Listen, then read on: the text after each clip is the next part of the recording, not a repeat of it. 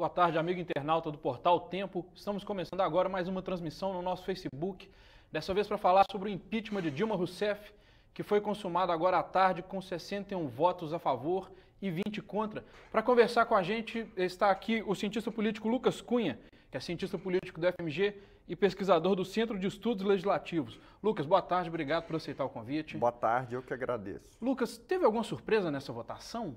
Olha, não teve, em geral, nenhuma surpresa, né? O afastamento definitivo da presidente Dilma foi consumado no Senado, né? Dando fim ao processo do impeachment.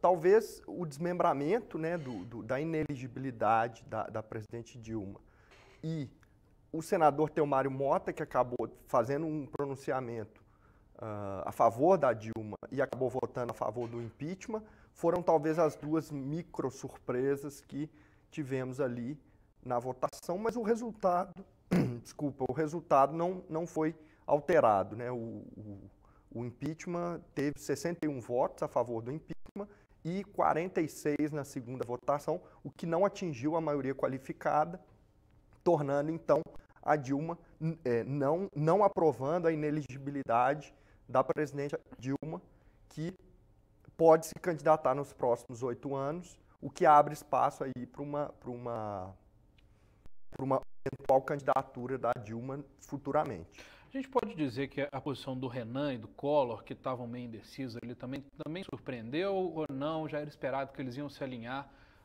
a favor do impeachment? O que você acha? Bem, havia uma expectativa por parte de algumas forças do próprio PT e de algumas lideranças do governo da Dilma, de que o senador Collor de Mello e o senador Renan Calheiros votassem a favor da Dilma, mas isso não se concretizou. Então, os dois acabaram votando a favor do impeachment, o que resultou nesse placar aí, como esperado, numa conta do ministro Eliseu Padilha, que disse que o governo Temer o impeachment teria algo em torno de 61 votos, e foi o que se concretizou. Essa quantidade de votos mostra a força do governo Temer no legislativo? O que você acha? Olha, certamente essa coalizão entre PMDB, PSDB e Democratas, que é forte no Senado, ela ganha fôlego. Até porque são bancadas consideráveis no âmbito do Senado. Então, eu considero que isso é sim a base de apoio do Temer na Câmara dos Deputados e no Senado também. Vamos voltar um pouquinho na história do desmembramento da votação, né, que foi também uma surpresa no início desse processo, no início hoje, né, que para o amigo internauta que está acompanhando, a votação foi desmembrada em duas. A primeira para decidir o afastamento de Dilma Rousseff e a segunda para decidir se ela perderia os seus direitos políticos e ficaria inelegível por 8 anos. Essa segunda votação não passou, né, no Senado. Ela manteve os seus direitos políticos, como você falou, ela poderá se eleger, ela pode ser indicada a secretária, ou sei lá, um rompante do Temer, ele poderia colocá-la como ministra, se ele quiser, né? Ela, a grosso modo, poderia. Que tipo de mudança que essa separação dessa votação traz? Que tipo de precedente que abre agora para a gente? Bem, tem duas questões que eu acho que são importantes da gente ressaltar. O primeiro é o discurso do golpe, que o PT vai insistir, pelo menos até a eleição de 2018, que o PT sofreu um golpe parlamentar e que o governo foi removido sem base jurídica. Então, esse é um argumento que o PT vai insistir, pelo menos nos próximos anos, de que o governo da Dilma foi removido sem crime de responsabilidade. Então, não houve impeachment, o que houve foi um golpe institucional, um golpe branco, um golpe parlamentar, enfim. O PT vai usar de argumentos baseado na sua convicção e também em outros argumentos políticos e jurídicos para poder engrossar esse caldo aí desse argumento de que, na realidade, o PT sofreu um golpe parlamentar. Entendi. Então vem se somar nessa narrativa que o PT vem Exatamente. defendendo como mais um elemento de que para o PT foi um golpe. Exatamente. Okay. A outra entrada que a gente pode pensar é nessa mutação do sistema político brasileiro, que tão em tão pouco tempo, impeachmentou 2 presidentes, o caso do Collor em 92 e agora o caso da Dilma em 2016. Então, o que a gente pode estar caminhando é para um sistema em que o poder legislativo é mais forte. Então, a gente pode estar pensando na relação entre o executivo e o legislativo no Brasil, numa situação em que o poder legislativo acaba sendo mais protagonista das decisões políticas. Então, isso é uma interpretação, né, que a gente pode fazer uma análise. Claro que no calor dos acontecimentos é muito difícil a gente saber o que vai acontecer, como é que vai ser a dinâmica do governo Michel Temer, né, no próximo ano, nos próximos 2 anos, mas, de fato, o que a gente pode perceber é que o legislativo sai fortalecido desse episódio do impeachment da Dilma e que as condições da barganha política acabam que são favorecidas, né, na relação entre o executivo e o legislativo no Brasil. Então, digamos que a base de apoio do governo Michel Temer é ampla, ele tem condições de fazer reformas constitucionais e também o legislativo vai cobrar do governo, né, do executivo, suas demandas, seus pleitos, seus interesses. Então, digamos que vai ser um momento de grande negociação com o legislativo e que ele sai empoderado, sai fortalecido, até porque o grande partido hoje que governa o Brasil é o PMDB, e ele tem uma base parlamentar forte. É um partido antigo, é um partido que existe há mais tempo no sistema eleitoral no Brasil, que ele é multifacetado, é um partido que não tem uma liderança central. Então, eu diria que nos próximos tempos a gente pode pensar que o sistema político brasileiro ele ainda não chegou num nível de equilíbrio total e que o legislativo ainda tem pretensão. Eu acho que a gente não chega a um sistema parlamentarista no Brasil, mas a gente pode chegar num sistema em que o parlamento, que o Congresso Nacional tem mais poderes frente a um executivo que é tão forte, como é o caso brasileiro. Entendi. Os nossos internautas já estão mandando perguntas aqui, Lucas. O Murilo Rocha está perguntando como que essa decisão de hoje pode influenciar no julgamento de Eduardo Cunha. Bem, eu penso que o fato da Dilma ter sido impeachmentada dá elementos para que o Eduardo Cunha também seja cassado, né? Então, se o Congresso Nacional, né, no caso a Câmara dos Deputados, no caso do Eduardo Cunha, quer ter alguma credibilidade, dado que essa credibilidade está muito abalada, ela vai cassar o Eduardo Cunha. Agora, é uma situação paradoxal. Por quê? Como ela caça quem abriu um impedimento contra uma ré, né, como uma presidente. Então, a gente cairia numa situação. Então, eu acho que, de um modo geral, a tendência é que o Eduardo Cunha seja cassado, mas, por um outro lado, é uma vitória, né, desse grupo que votou a favor do impeachment, que era capitaneado pelo Eduardo Cunha. Então, certamente ele vai ter ali condições de barganha dentro do partido, dentro dos apoiadores, para poder tentar reverter uma situação, mas que é muito complicada, porque ele já há denúncias consistentes contra o Eduardo Cunha, e certamente elas serão analisadas no momento do julgamento dele, da cassação dele. Você acha que essa divisão que ocorreu também influencia de algum modo? O Eduardo Cunha pode perder o mandato, mas não perder os seus direitos políticos? Você acha que pode acontecer parecido com ele também? Bem, é difícil de avaliar porque o tipo de denúncia é diferente, né? O tipo de denúncia da Dilma era um crime de responsabilidade no exercício do mandato, por conta da função pública que ela exercia. Já o caso do Eduardo Cunha tem a ver com denúncias outras, né? Então, eu penso que essa situação pode ser um pouco diferente. Eu acho que mesmo sendo teoricamente vantajoso para o Eduardo Cunha o fato dele ter conseguido, do processo de impeachment que ele abriu quando ainda era presidente da Câmara dos Deputados, ele se concluiu, se concretizou, isso não quer dizer que ele está salvo. Né?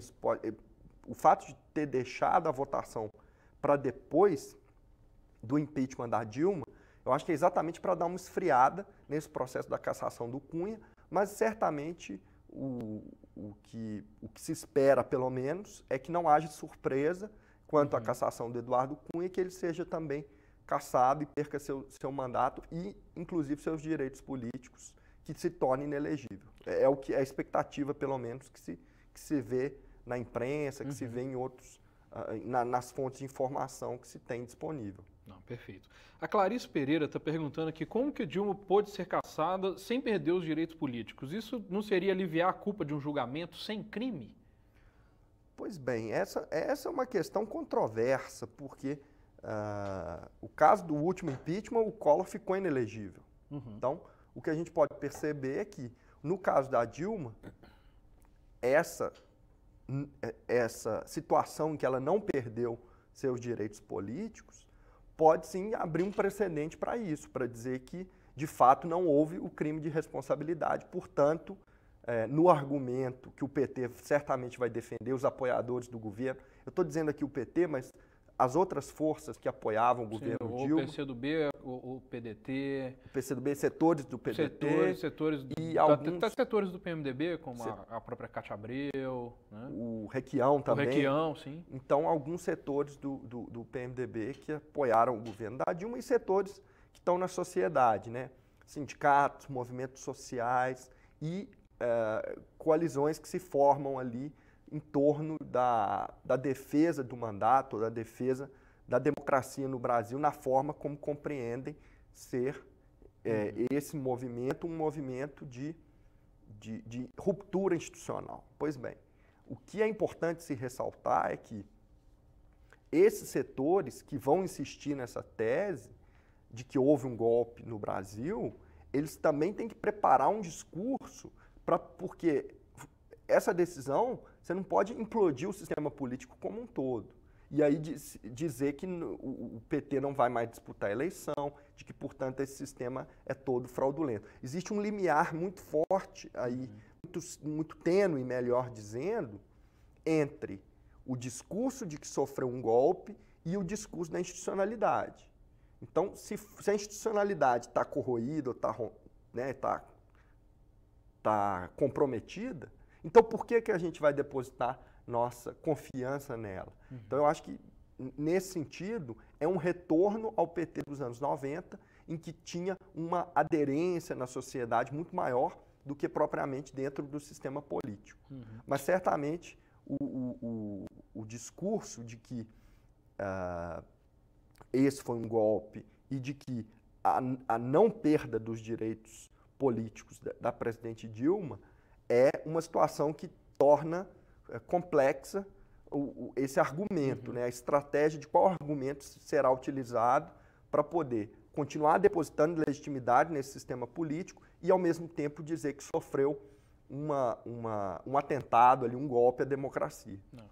Fernandes Souza está perguntando se essa decisão, essa votação final do impeachment é a prova das acusações contra a Dilma, de que ela realmente cometeu as pedaladas. Bem, esse é um ponto que, no juízo dos senadores, pelo menos na maior parte deles, é de que ela editou decretos suplementares de crédito sem autorização do Congresso. Isso aí eu acho que ficou evidente na fala dos senadores, no relatório, na acusação da Dilma. E ela se defendeu disso dizendo que ela não ultrapassou a meta, que ela, ao mesmo tempo que fez crédito suplementar, ela fez decretos de crédito suplementar, por um lado, e fez decretos de contingenciamento. Ou seja, se por um lado ela liberou recursos para determinadas rubricas, por outro lado, ela não ultrapassou o limite de gastos. Então, esse foi o argumento utilizado pela defesa da Dilma. Agora, se ficar comprovado, eu acho que é um termo mais técnico-jurídico, né? Eu acho que isso os especialistas na área jurídica, na área contábil, é que podem dizer, e não há consenso entre eles. Alguns vão dizer que, de fato, houve maquiagem fiscal e que, portanto, a Dilma deveria ser julgada e condenada, como de fato foi, por ter remetido esses decretos sem autorização do Legislativo. E, por um outro lado, há quem defenda que a Dilma foi muito mais julgada pelo conjunto da obra, que 2 ou 3 decretos não eram capazes de gerar uma crise nessa proporção, de que os créditos e que os empréstimos que ela fez, as operações de crédito que foram feitas junto ao Banco do Brasil para o Plano Safra também não se caracterizam como operações fora da legalidade. Então, eu acho que esse é o ponto. Agora, dizer que foi comprovada a pedalada ou que não foi comprovada a pedalada é um ponto controverso e eu acho que é um ponto que vai continuar sendo um ponto de disputa entre acadêmicos, entre estudiosos do tema e também entre políticos.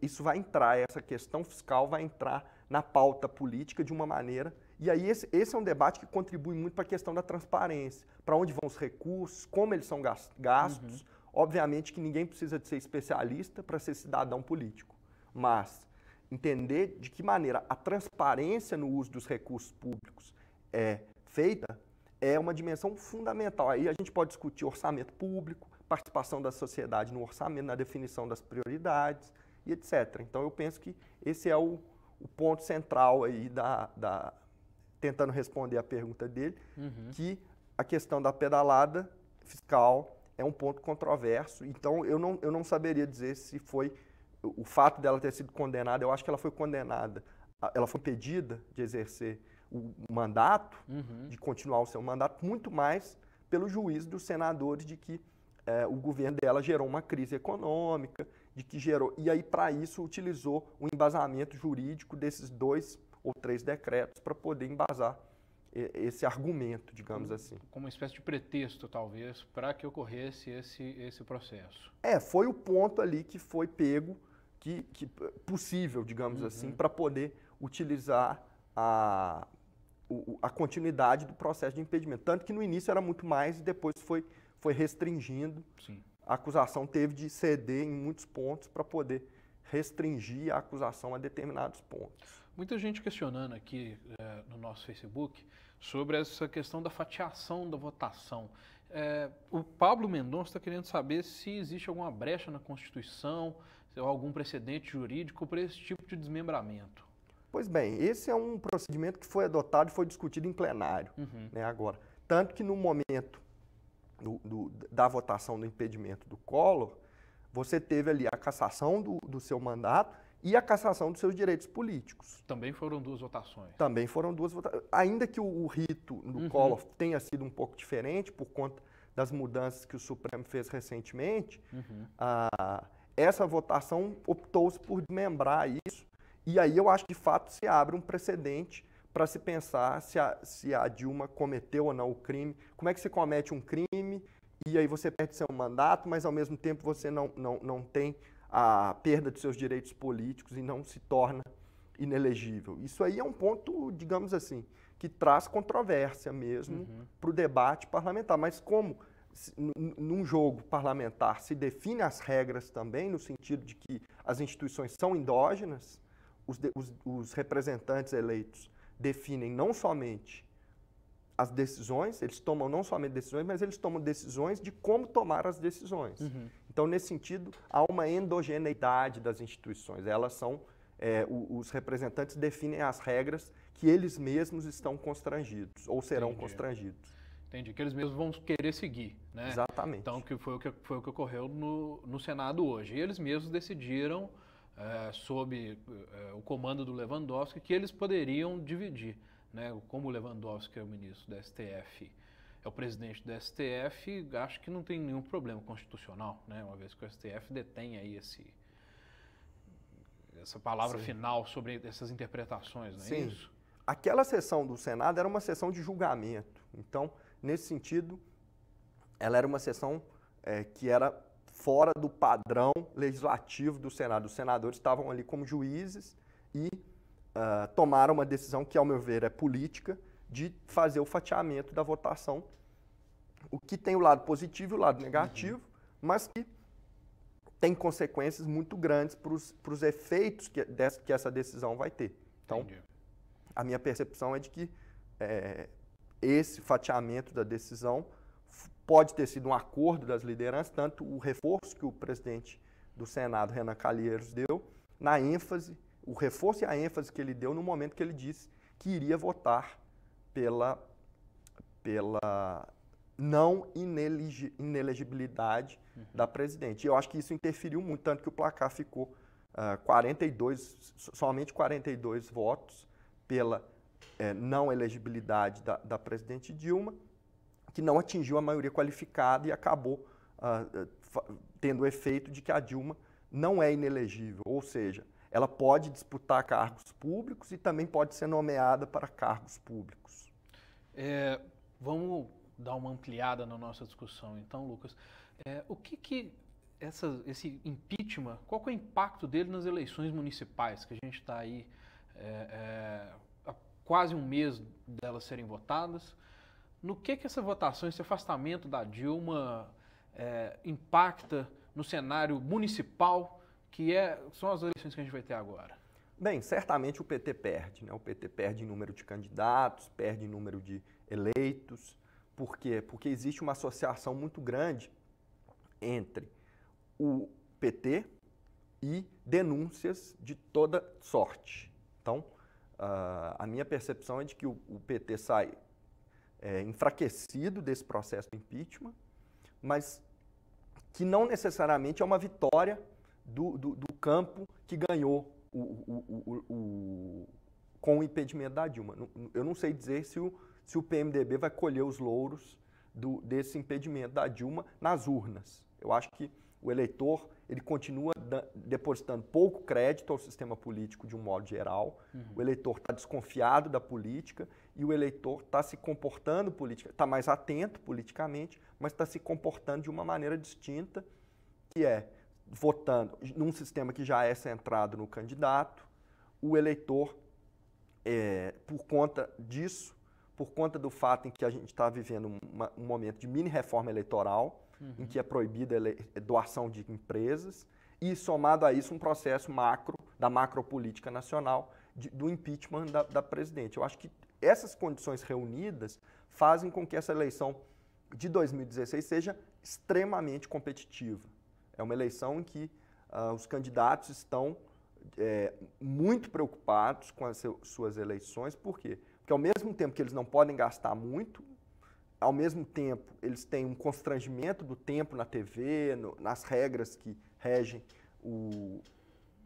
a sua comunicação política, junto ao rádio e à TV, o horário eleitoral gratuito, né, a propaganda eleitoral gratuita, ela também teve mudança nas regras, e eu penso que, de um modo geral, o impedimento da Dilma vai gerar essa derrota para o PT, mas uma fragmentação partidária muito grande, porque é um sistema que já é centrado no candidato, em que doações de empresas são proibidas, e nessa eleição de 2016 está havendo um processo de impeachment, o total descrédito das instituições vai ser um argumento que vai ser muito utilizado. Então, o discurso da antipolítica é o discurso de que na Argentina, quando teve lá o Fernando de la Rúa saindo da presidência, surgiu um movimento lá que se vão todos, ou seja, de tirar todos os políticos dos seus mandatos e fazer uma total renovação. Eu penso que isso não tem muita aderência no Brasil, porque, os candidatos mudam de estratégias, né? Mudam as regras,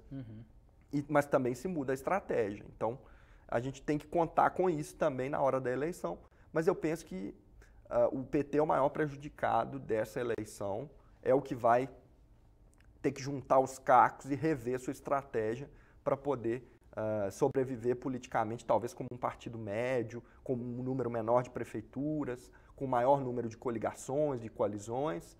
Então, digamos que o sistema vai se fragmentar ainda mais. Um sistema que já é fragmentado, com muitos partidos, ele vai se tornar ainda mais pulverizado no âmbito municipal, né? O que torna mais complexo o arranjo do federalismo brasileiro no âmbito municipal, por assim dizer. A gente já está vendo isso até nas eleições aqui em Belo Horizonte, que a gente tem 11 candidatos disputando, sendo que nas últimas a gente tinha 2, talvez 3, com alguma chance de chegar, né? Exatamente. A gente tem uma pulverização das candidaturas e, nesse sentido, a gente pode pensar que o segundo turno se torna muito importante nas cidades que têm nas cidades maiores, né, que tem uma população acima de determinado número, você tem o segundo turno.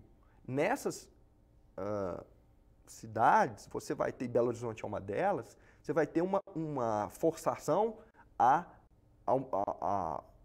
realização de alianças e acordos para viabilizar candidatos no segundo turno. Então, eventualmente, candidatos segundo colocados no primeiro turno podem se eleger com o apoio de terceiro ou quartos colocados. Então, digamos que essa eleição está mais incerta, digamos assim, exatamente porque está mais pulverizada e que tem um maior número de candidatos e candidaturas que são possíveis, né?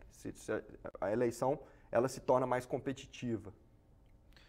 Perfeito, Lucas. Te agradecer o convite, você ter atendido o nosso convite do Jornal Tempo, do Portal Tempo, para conversar com a gente aqui sobre esse momento tão complicado e tão difícil de entender da nossa política. Obrigado.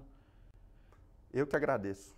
Nós conversamos com Lucas Cunha, cientista político da UFMG e pesquisador do Centro de Estudos Legislativos, aqui na transmissão no Facebook do Portal Tempo. Muito obrigado pela audiência e boa tarde.